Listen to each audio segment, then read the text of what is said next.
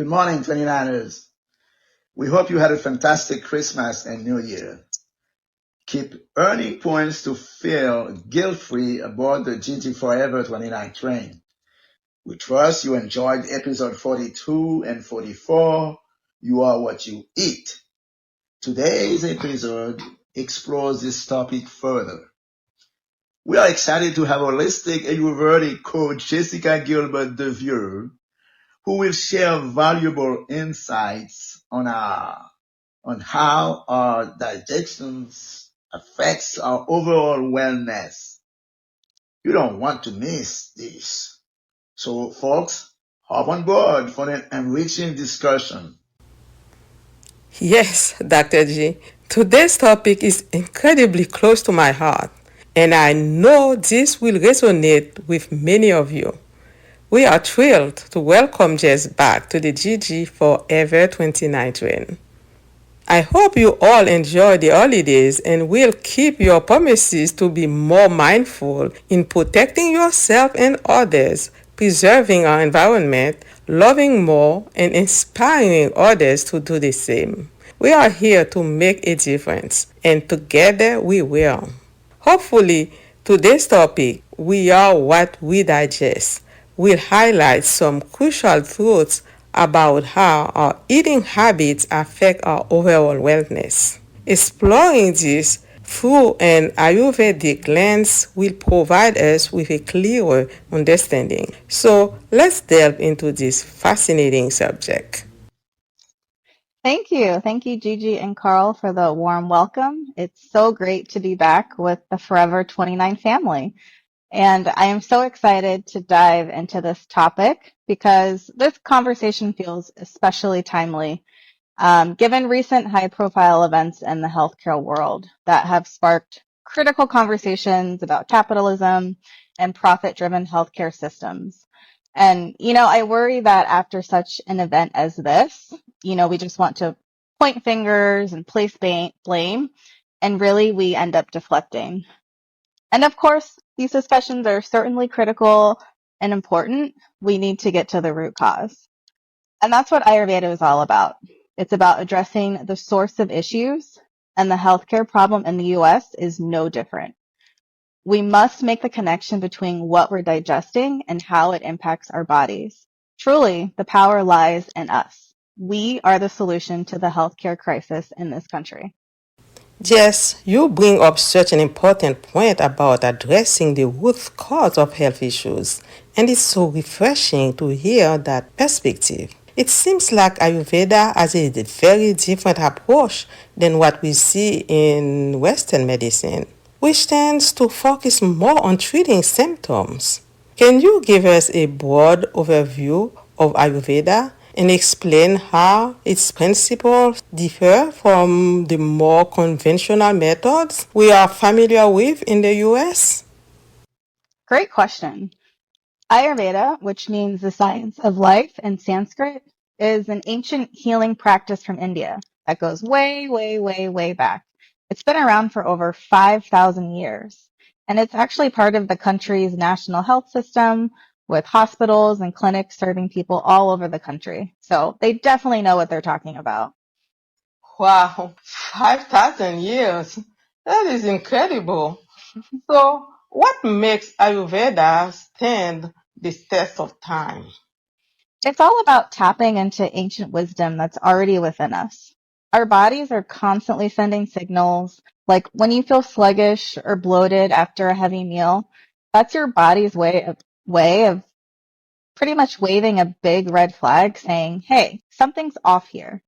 And Ayurveda is all about paying attention to those signals and treats digestion as the foundation of everything.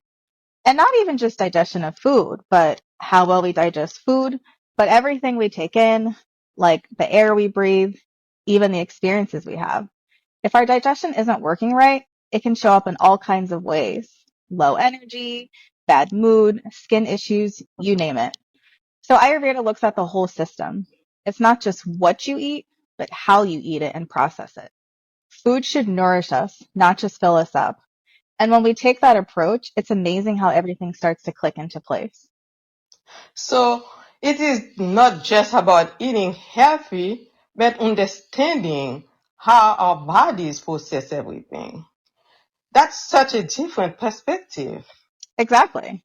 It's about really tuning in into how our bodies process everything. It's like a full system check-in.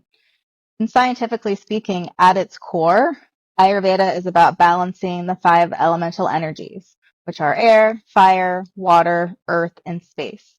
And these elements are considered the building blocks of our bodies and govern all of the biological processes. When they're in balance, we thrive. When they're not, symptoms show up as clues to help us figure out what's off. Hmm. These elements you mentioned seem less tangible.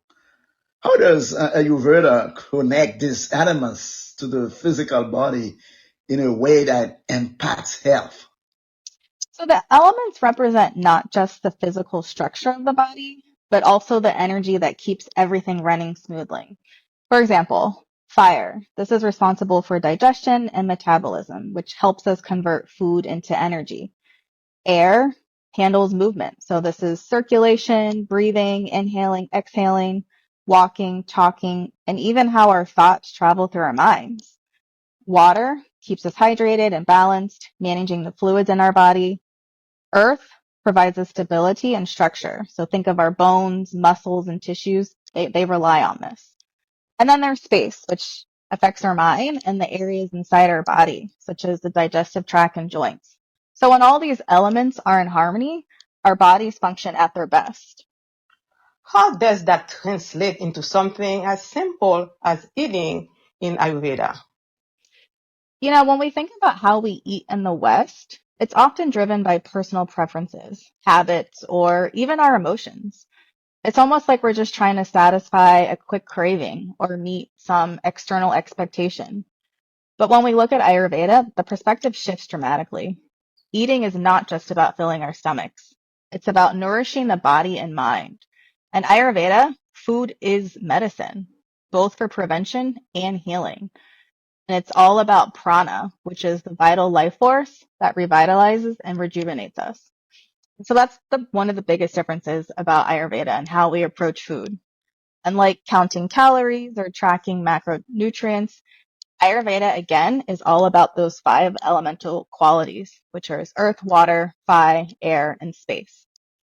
These elements are the foundation of everything around us, including the food we consume. So the idea is to choose foods that help balance these elements in our bodies, which in turn makes us feel our best. It's not solely about the energy food provides, but how it can restore harmony within us. Whereas in the West, nutrition tends to focus heavily on calories and energy. It emphasizes understanding, or Ayurveda is a refreshing break from that. It emphasizes understanding the qualities of the foods we eat rather than just the quantity. Think about it. Some foods might be more earthy, while others could be more fiery. It really comes down to personal balance.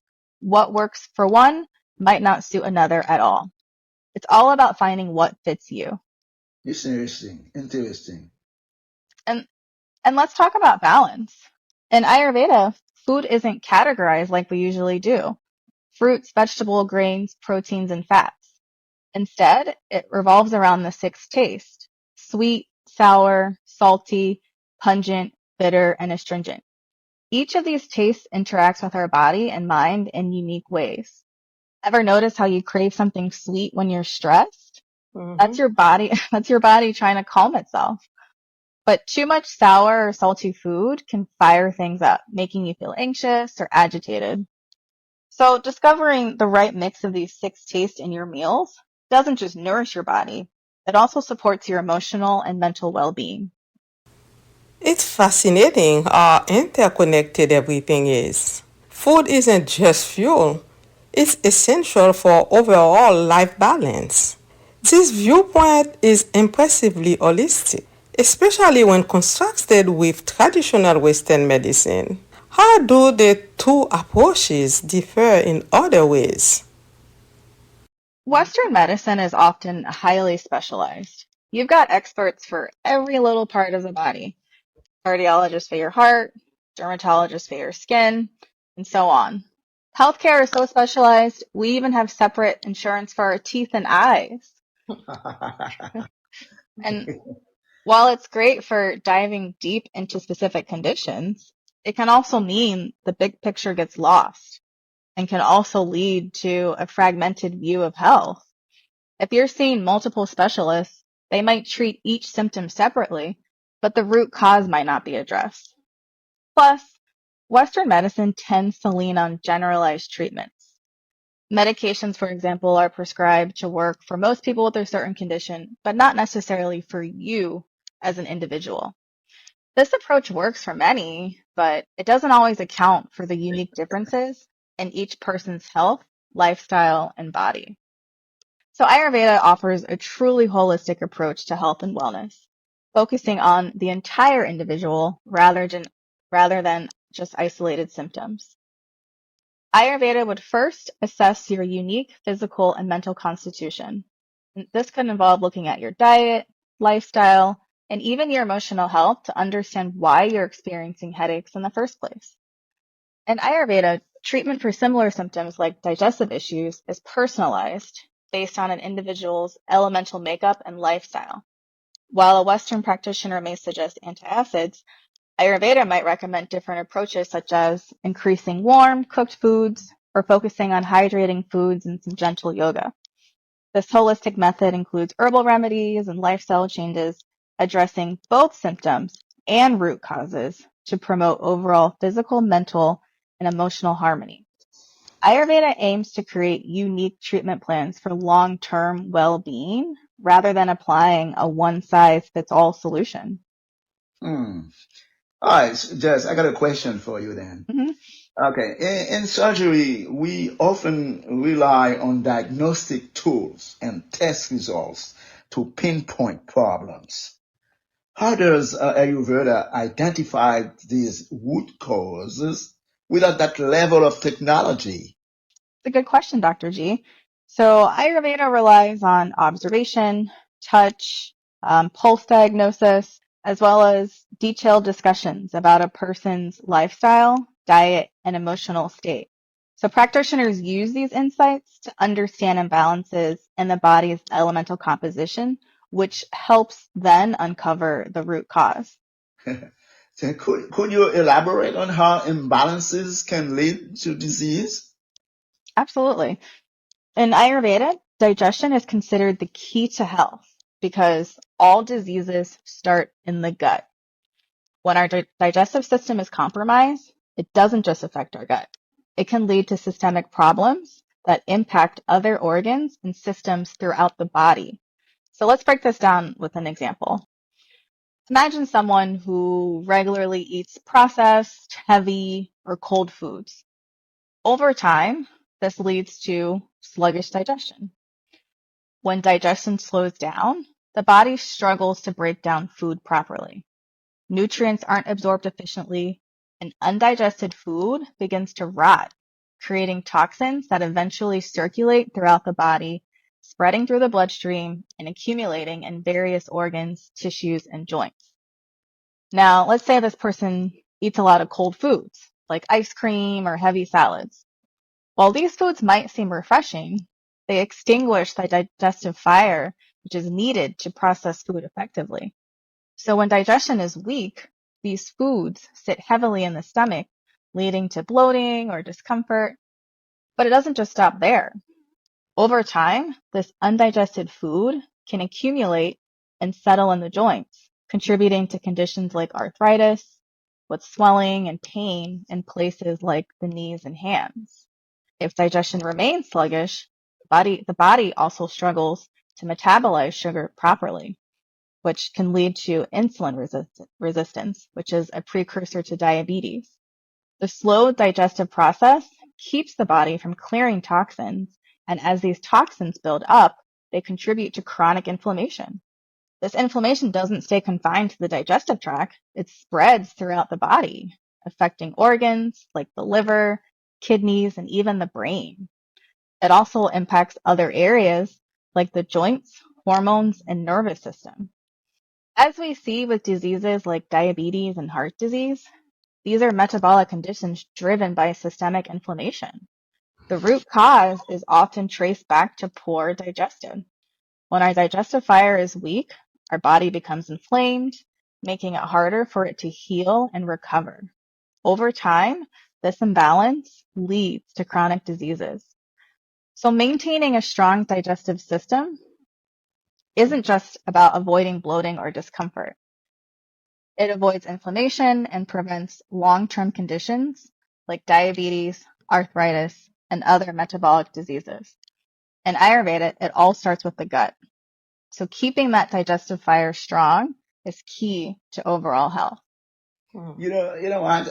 This is strange. Yesterday, I was talking to a good friend of mine who is also a physician and a surgeon, and he told me, before ending that conversation, that you know what, Carl, what's going to kill us in 10 days is already in our bodies if we don't do anything about it. Huh. Yeah, go ahead, proceed. Very, very interesting, very interesting point. So when digestion is off, it's not just about physical symptoms. It can directly affect our mental and emotional state too. The gut and brain are deeply connected, which is why we often hear about the gut-brain axis. For example, if you have heavy meals late at night or snack on sugary foods, you might wake up feeling groggy or low on energy. But it doesn't end there. The buildup of toxins from poorly digested food can disrupt the nervous system, contributing to anxiety, irritability, or even feelings of restlessness. And recent research, like what was highlighted in NPR's reporting on gut microbes, has shown that chronic inflammation caused by poor digestion doesn't just stop at the gut, as we just discussed. It can trigger a cascade of effects in the brain. For instance, inflammation can alter the production of neurotransmitters like serotonin, which is largely produced in the gut. So this can lead to mood imbalances, increasing susceptibility to depression and anxiety over time. It's like a feedback loop. So poor digestion fuels inflammation, which disrupts the brain's ability to regulate emotions, and that stress can in turn further impact gut health. So this gut-brain connection underscores why balanced digestion is so critical, not just for physical wellness, but for mental and emotional stability too. So irregular eating patterns like skipping meals and then overeating later, this just creates further imbalance. This confuses your digestive system, which then impacts your ability to relax. And when your digestion is slow, it's a domino effect that can just keep your mind racing and making it harder to settle down and get the quality sleep you need. And the emotional impact of poor digestion is often underestimated, but it's a crucial part of the equation. Balancing the gut doesn't just support physical health, it's key to achieving emotional and mental equilibrium as well. So keeping your digestive fire going is the key to feeling great overall. The good news is there are easy ways to keep your gut healthy and make sure food and toxins don't build up. You can prevent or even reverse these imbalances before they get out of hand and become chronic. Wow, I love practical tips. So what are the keys to keeping our gut strong? Well, let me test you forever 29ers. Can you guess the number one thing you need to do to keep your digestive fire strong? Okay, don't skip breakfast, right? Starting the day with a meal is key, isn't it? That's a good Oh, one. It's about not overeating. Isn't it better to eat smaller portions and avoid indulging in unhealthy, sugary, or salty foods throughout the day to prevent the digestive system from becoming sluggish? I love both of your guesses, but the true secret is when you eat. Eating regularly at the same time every day is key in maintaining a strong digestive fire. So in Ayurveda, we recommend eating your meals at regular intervals, ideally every 3 to 4 hours. And this is because it helps to train your digestive system to be prepared for food, making it more efficient and breaking things down and absorbing nutrients. So it's about sensing with your body's natural rhythms. Exactly. When you eat at regular times, you're signaling to your body that it's time to digest, which helps keep everything running smoothly. It keeps your digestive system in a steady, optimal state. And skipping meals or eating at irregular times can cause your digestive fire to weaken, making it harder for your body to process food properly. So it is not just what you eat, but when you eat, if I understand correctly. Yes, you understood that correctly. Timing is just as important as the food itself. That's why Ayurveda emphasizes consistency. When your Mm. meals happen at the same time each day, it supports your body's natural rhythms and helps keep everything running smoothly. Now, for this next part, I know you both already know this, but for our fellow Forever 29ers, we really, really should follow nature's rhythm, which is suggesting that we eat our largest meal from 12 p.m. to 2 p.m. So when the sun is the strongest in the sky, that's when our digestive fire is at its peak. So that's really when we should be having our largest meal of the day. I know you both already do that. Right. So that represents a shift from the usual dinner time focus in the West, where our largest meal is typically eaten at dinner time, right? Exactly. It's in Ayurveda, it's all about aligning with nature. So as I said, our digestive fire is strongest when the sun is at its peak, which is why it's ideal to eat your largest meal during lunch. Because as the day goes on, the digestive fire naturally winds down. So making dinner a lighter meal is ideal and no later than 7 p.m. for your last meal so that you give yourself plenty of time before you go to bed. All right. Wow. So we've got our timing down, and just like we talked about in the last episode of Forever 29, what you put in your body is just as important. So in Mhm. Ayurveda, the key is fresh, whole foods. Why? Because fresh foods pack the most nutrients, which means they nourish your body the way it's meant to be nourished. So aim for things like fruits, veggies, and whole grains, basically the least processed stuff you can find.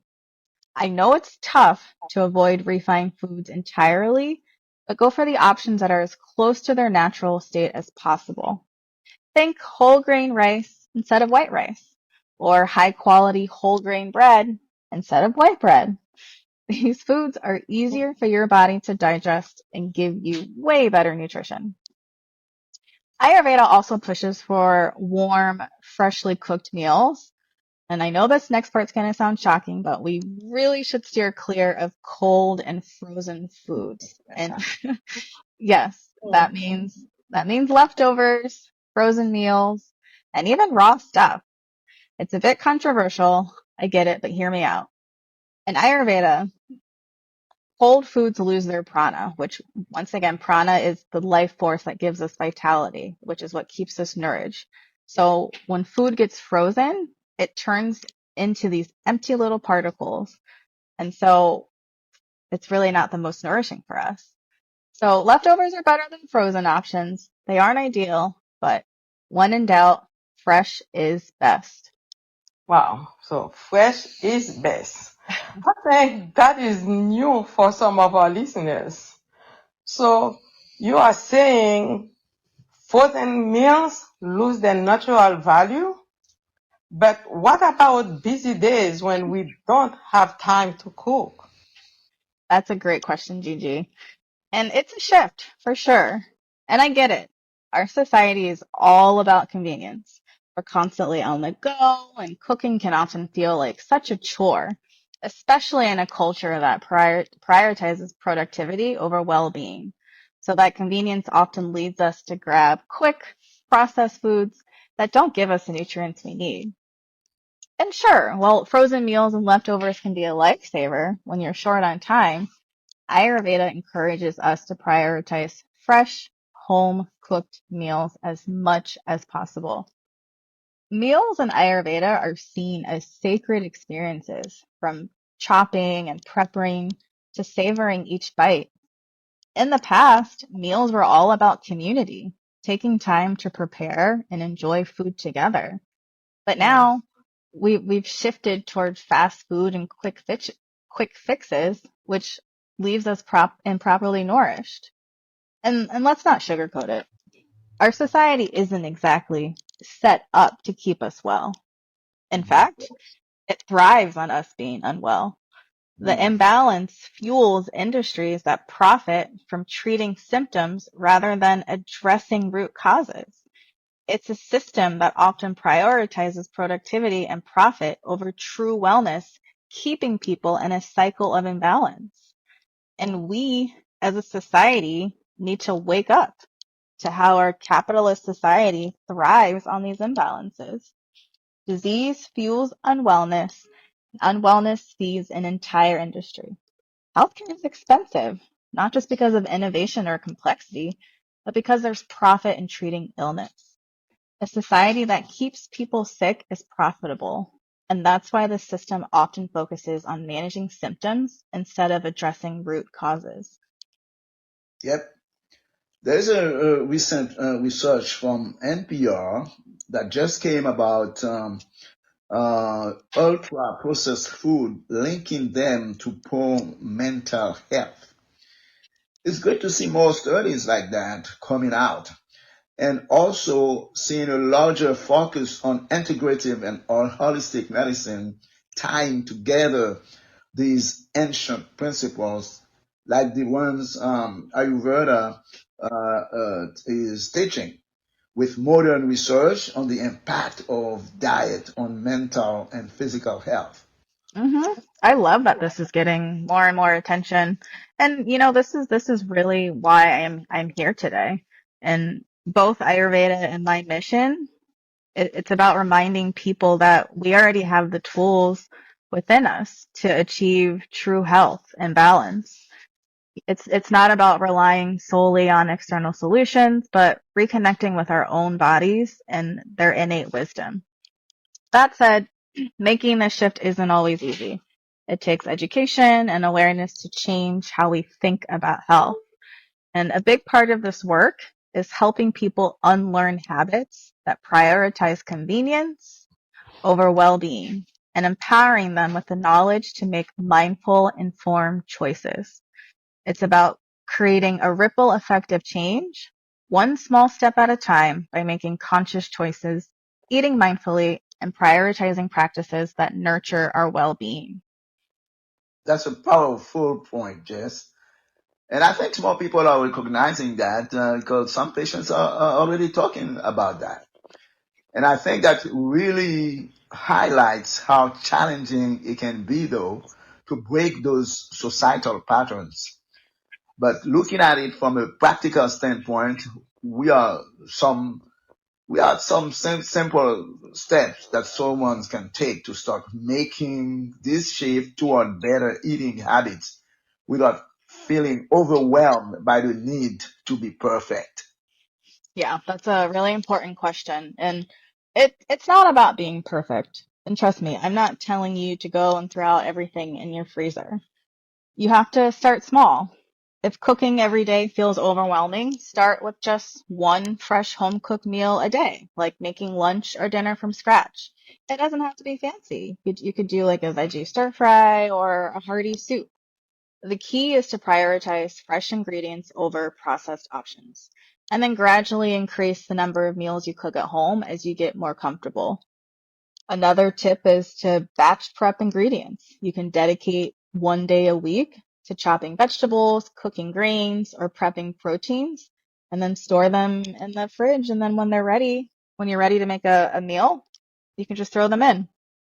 You could also keep it simple with one pot soups, stews, or stir fries. You could also plan ahead by creating a weekly menu and shop for exactly what you need. Having a plan reduces the temptation to reach for quick process options. Okay, so moving on to how much to eat. This is crucial in keeping your gut healthy. In Ayurveda, the goal is to eat until you're about 75% full. This gives your body the space it needs to properly digest without overloading the system. If you feel sluggish, you overeat. Also, you should ideally eat every 3 to 4 hours. And as a fellow snacker, I truly struggle with this one, but avoid snacking as much as possible. Snacking can mess with your system because it doesn't give your digestion a break. When you're constantly eating, your body doesn't get enough time to process everything from your main meals. So that can lead to buildup and stagnation in your tissues, which means toxins get stuck in the system instead of being properly eliminated. It's almost like your body's constantly in work mode without any downtime. Wow. This reminds me of Akigai, the Oh, yeah. Japanese concept of discovering purpose. And balancing life, right? Yeah, that in Okinawa, the practice was what is known as the 80% rule, which involves stopping when you are not completely full. This practice is a significant factor in their reputation for longevity. It is like Ayurveda and Akigai are speaking the same language here. Yep. Yeah, exactly. There are definitely some strong similarities there.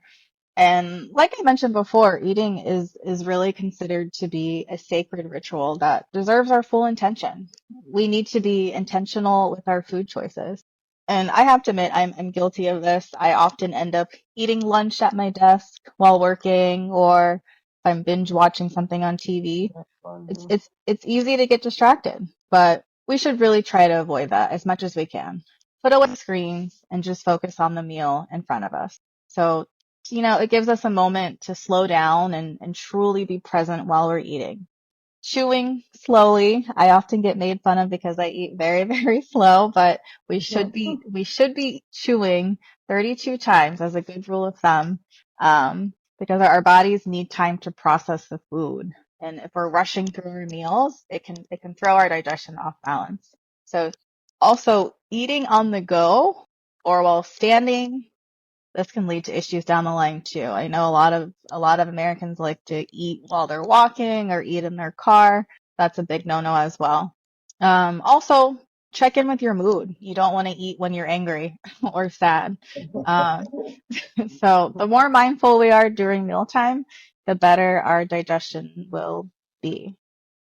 And I do want to touch on something that could also be a little bit controversial. But I know Americans love to drink ice cold beverages. But this is something that we really should try to avoid as well. When you drink something cold, your body has to use energy to warm it back up, which means less energy for actually digesting food. So this all makes it harder for your body to break down food efficiently. So the best bet is to stick with room temperature water, especially between meals. And, it's kind of ironic that most restaurants in the US serve ice cold water with your meal, even when it's freezing outside. So always ask for water with no ice. That's such an easy change to make. And what about food combinations?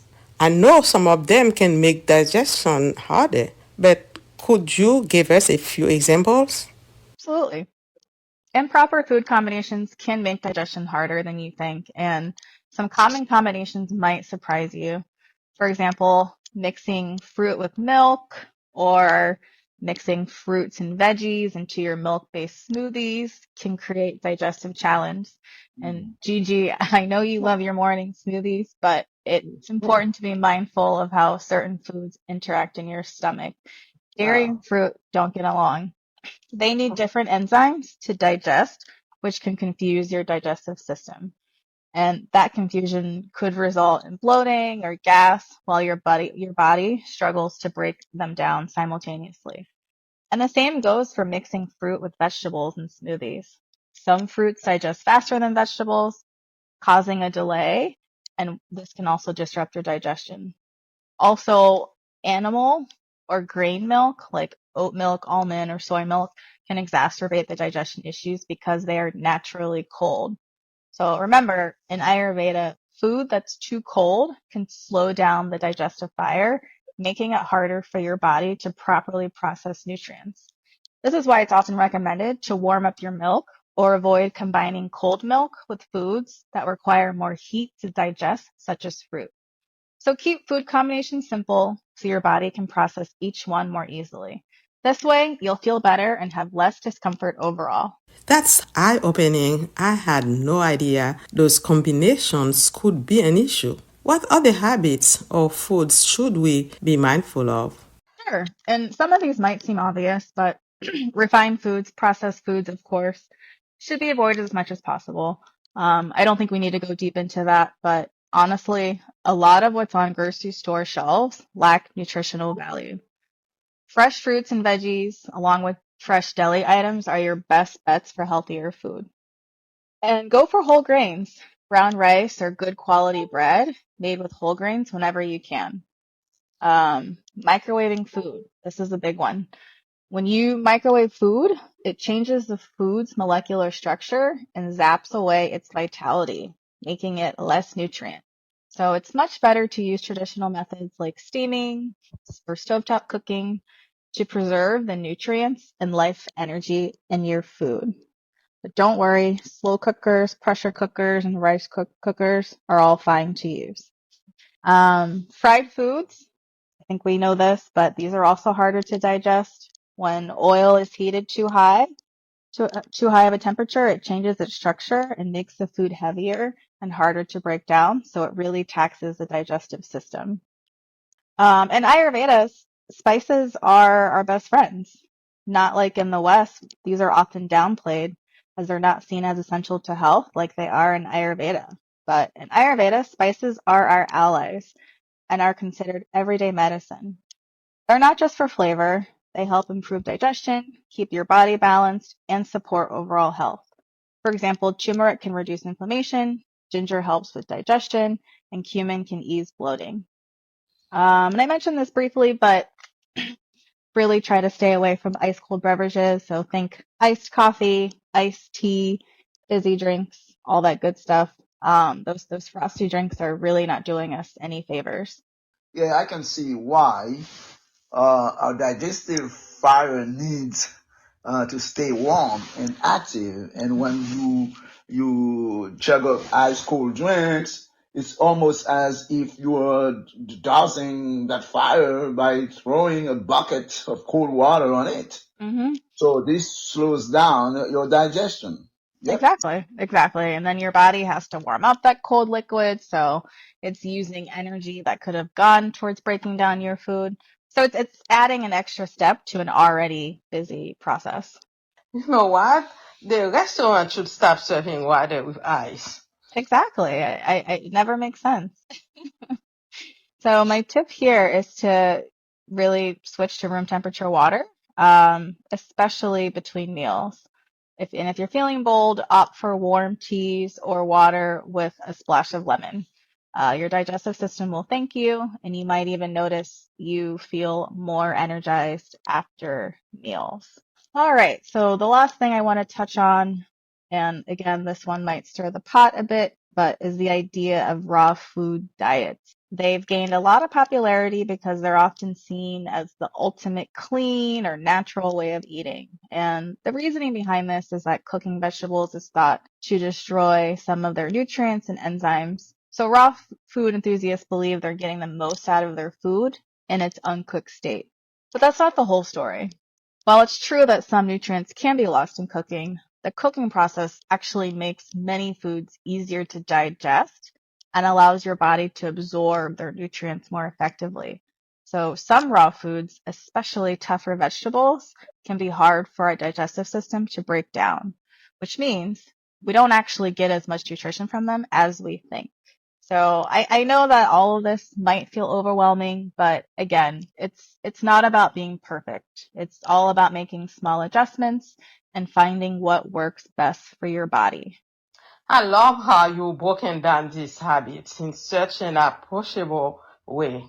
I think what really stick with me is how small intentional changes, like warming up our meals or switching to room temperature water, can have such a big impact on our overall health. It feels like something we can all start doing right now without being overwhelming. Yeah, absolutely, Gigi. And Jess, I really appreciate the way you connected these practices back to the idea of listening to our bodies and supporting digestion, not just in an abstract sense, but in real, actionable ways. It is such a refreshing perspective in a world where health advice often feels either too extreme or disconnected from Mm. our daily lives. But I think it's because people are thinking also about profits. That's Hmm. why they see things. So, Gigi, do you have Yeah, something to say? definitively. That's a way of them make profits. That's Hmm. no doubt about it. So before we wrap up, any final quick tips, Jess? Yeah, so you might be wondering, well, how is my digestion? Or how can I tell? Or where do I even begin?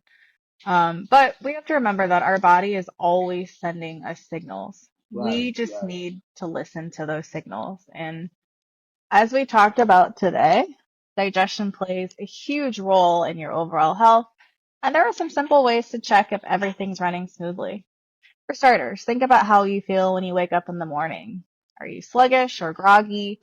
Even after a decent night's sleep, that could indicate that your body is holding onto undigested food or toxins. Another great way to gauge your digestion is to pay attention to your bathroom habits. Are you having regular and comfortable bowel movements every morning? If so, that's a fantastic sign that things are in balance.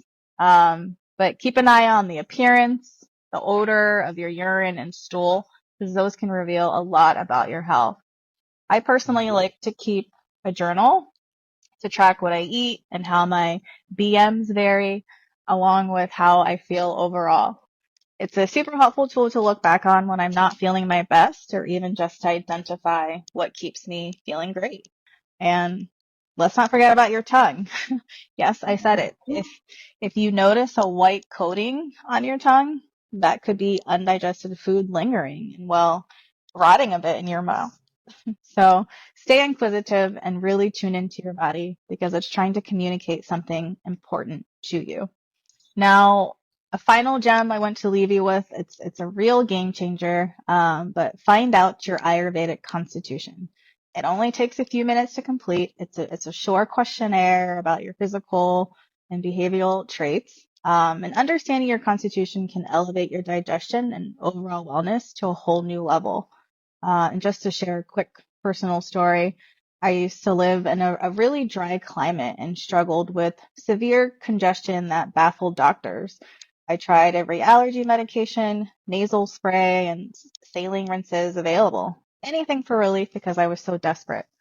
And what I didn't realize at the time was that my lifestyle was exacerbating the problem because I was skipping meals, fasting, and munching on a ton of dry, cold foods like salads, crackers, and chips.